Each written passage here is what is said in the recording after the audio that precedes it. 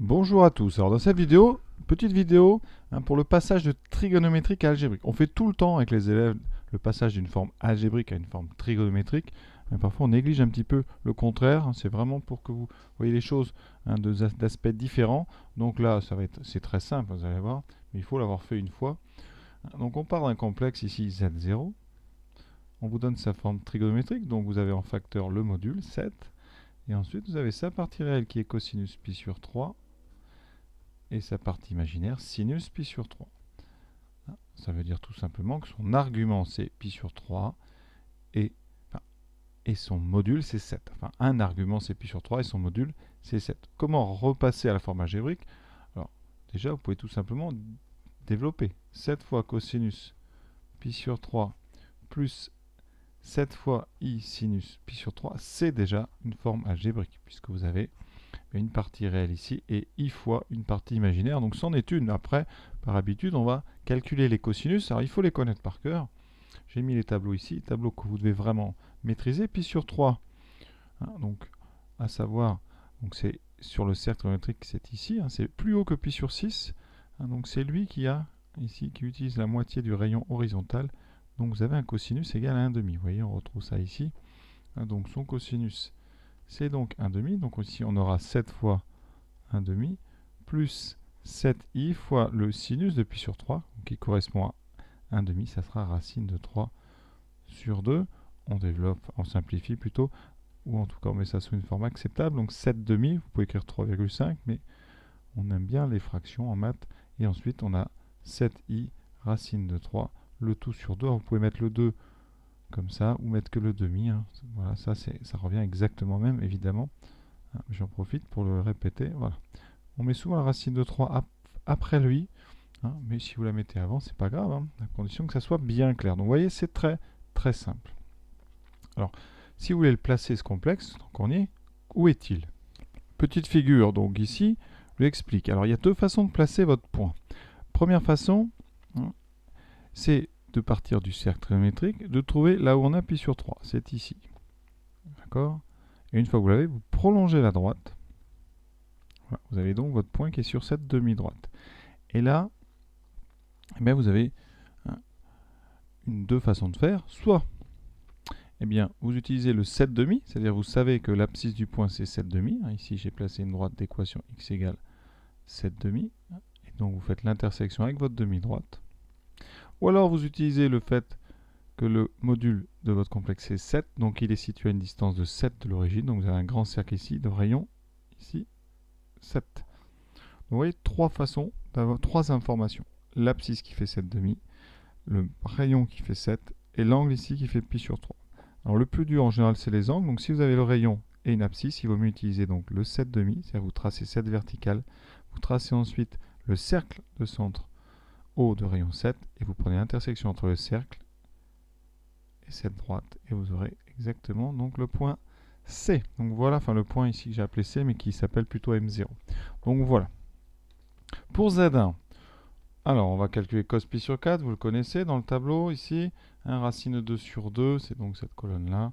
Racine 2 sur 2 plus i. Racine 2 sur 2. On développe, ça fait 2 fois racine de 2 plus 2i racine d'or. C'est pas facile à placer des racines carrées, donc technique. On va tout de suite, je fais le dessin.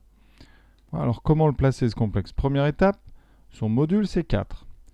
Donc, on va faire un cercle de rayon 4 et de centre haut. Donc ici, j'inscris rayon 4. Voilà. Vous savez, votre complexe est quelque part par là. Ensuite, son argument, c'est pi sur 4. Pi sur 4, vous savez, c'est la diagonale. Alors, comment faire pi sur 4? Eh bien, on prend donc une demi-droite ici. On part de l'origine et on part sur la diagonale ici des carreaux. Voilà. Alors, le point B ne sert à rien. Voilà. Et donc, vous allez faire l'intersection entre cette demi-droite et le cercle. Donc, votre point ici, il est à cet endroit-là. Donc 2 fois racine de 2, vous le trouverez ici. 2 fois racine de 2, ça fait 2, ça fait 2 fois 1,4 à peu près, donc 2,8, on est au bon endroit, vous voyez. Donc c'est comme ça qu'on va pouvoir placer ces points. Z, maintenant Z2. Donc il va falloir calculer cos 4pi sur 3 et sinus 4pi sur 3. Là déjà, vous voyez, c'est un petit peu plus dur parce que 4pi sur 3, ce n'est pas dans les tableaux. Donc 4pi sur 3, on est dans la famille pi sur 3. La famille pi sur 3, voilà, vous devez les connaître par cœur, mais sinon, 4pi sur 3, c'est 3pi sur 3 plus pi sur 3. Donc on est à pi plus pi sur 3. Ça veut dire que vous êtes en pi sur 3 et vous rajoutez un demi-tour. Donc vous allez être en face de pi sur 3. Donc on est ici. Vous allez donc tout droit en face et vous trouvez donc ici en moins de pi sur 3. Alors il faut connaître de toute façon, je le répète à chaque fois, mais pi sur 3 en face, en haut, c'est 2pi sur 3. En bas, c'est moins pi sur 3. Et en face ou à gauche ici, donc le quatrième sommet du rectangle, c'est moins de pi sur 3 ou autrement 4pi sur 3. Voilà.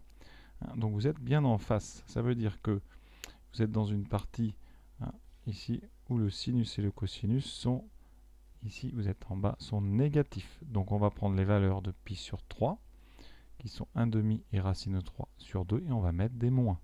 Ça veut dire que le cosinus de 4pi sur 3, c'est donc moins le cosinus de pi sur 3 et le sinus, c'est moins le sinus de pi sur 3. Vous voyez, et après il y a juste à remplacer. Ensuite, donc 7/3, moins cos pi sur 3, donc moins 1/2, moins i fois racine de 3 sur 2. On développe moins 7 sixième, moins i, donc 7i racine de 3 sur 6. Voilà. Alors, on va faire le dernier. Et avant, on va placer celui-là. Donc, il va falloir... Alors, comment fait-on ça? Là, on va utiliser 7/3. Donc, je fais un cercle de centre O et de rayon 7/3. Donc, je tape 7 divisé par 3. Voilà. Deuxième étape. 4pi sur 3, c'est pas si simple que ça à tracer. Sinon, 4pi sur 3, ça veut dire que, eh bien, vous avez, on a dit, un cosinus 1/2, enfin moins 1/2. Donc, on va prendre la moitié du rayon horizontal du cercle. Donc, prenez un grand cercle, prenez la moitié de son rayon. Donc, pour faire la moitié, c'est le milieu, tout simplement. Donc, milieu, c'est ici. Vous faites le milieu entre ce point et ce point. Voilà. Ça n'a pas marché, donc je refais. Donc, je vais créer d'abord, un point ici. Oh, un petit peu trop. Voilà. Et ensuite, je prends le milieu. Donc, milieu. Voilà. Ensuite, vous prenez la verticale qui passe par ici. Donc, voilà. Et donc, votre point, on a dit qu'il était en bas. Donc, le point, il est ici. Une deuxième façon de le trouver, après, il faut être capable de tracer des fractions ici. Vous pouvez utiliser son abscisse qui est moins 7 sixièmes. Donc, on trace la verticale x, donc d'équation x égale moins 7 divisé par 6, vous voyez, et elle tombe au même endroit. Donc, ça nous permet comme ça de conforter ce qu'on vient de faire. Donc, le rayon 7/3, l'angle 4pi sur 3 qu'on trace en prenant la moitié du rayon horizontal mais gauche, ou alors l'abscisse qui est moins 7 sixièmes. Dans les deux, souvent, il y en a une qui est un nombre sans racine carrée, donc c'est celui-là qu'il faut utiliser, parce que racine de 3, c'est difficile. Donc voilà, juste des petits trucs comme ça, et on passe au dernier. Alors 5pi sur 6, donc pareil, on est dans la famille pi sur 6, mais on est à pi moins pi sur 6. Vous voyez, vous êtes ici, donc en face verticalement, c'est-à-dire ici à la même hauteur que pi sur 6. Donc, ça veut dire tout simplement que le cosinus de 5pi sur 6, c'est l'opposé du cosinus de pi sur 6. Et son sinus, puisque les deux points, vous voyez, sont à la même ordonnée, eh bien, ça sera le même. Donc, les sinus sont les mêmes, les cosinus sont opposés. Alors après, on regarde dans le tableau, enfin en tout cas où on connaît par cœur. Donc, pi sur 6, on sait que son sinus vaut 1/2.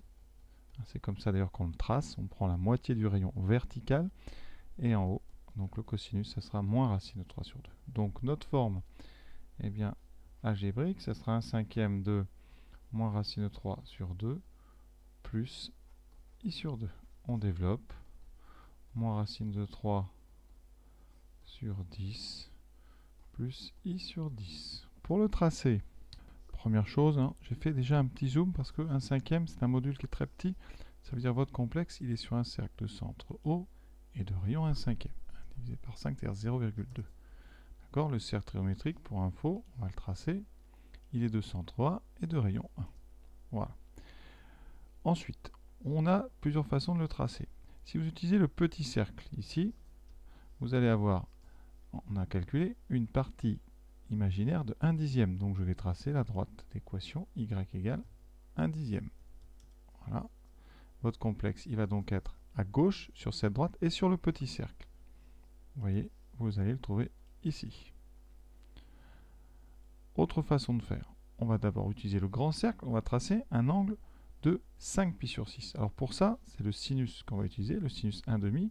Je vais prendre le milieu entre donc, le rayon vertical, voilà, et je vais prendre le milieu de AC ici. Donc j'utilise l'objet milieu, voilà. J'obtiens ici le point D qui est au milieu du rayon vertical en haut. Je trace la perpendiculaire qui passe par ce point, perpendiculaire à l'axe, et vous avez ici un point qui nous intéresse. Donc, je vais créer un point. Ce point ici, hein, eh bien, il correspond à un angle de 5 pi sur 6. Et maintenant, j'ai plus qu'à relier A et E. Voilà, je relie l'origine à ce segment. Et vous pouvez remarquer des choses intéressantes. C'est que les points ici, donc je résume. Vous avez ici un point E qui est sur le cercle trigonométrique avec un argument ici qui correspond à 5 pi sur 6. Je relie ici à l'origine. J'obtiens donc toute une demi-droite ici ou un segment pour l'instant, voilà, dont tous les points, c'est-à-dire tous les points qui sont sur cette demi-droite ont un argument de 5 pi sur 6. En tout cas, tous les complexes qui correspondent à ces points-là. J'ai tracé aussi un petit cercle donc ici de rayon 1/5, parce que le module de mon complexe est 1/5. Et donc, eh bien, vous voyez ce point ici, c'est lui, notre point image. Ça, c'est donc le point M3 qui correspond à Z3. Il est bien sur la même demi-droite que E, donc son argument, c'est aussi 5 pi sur 6. Ensuite, il est sur un cercle de rayon 1/5, donc son module, c'est 1/5.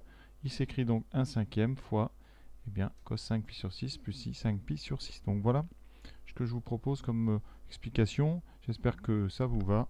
À bientôt.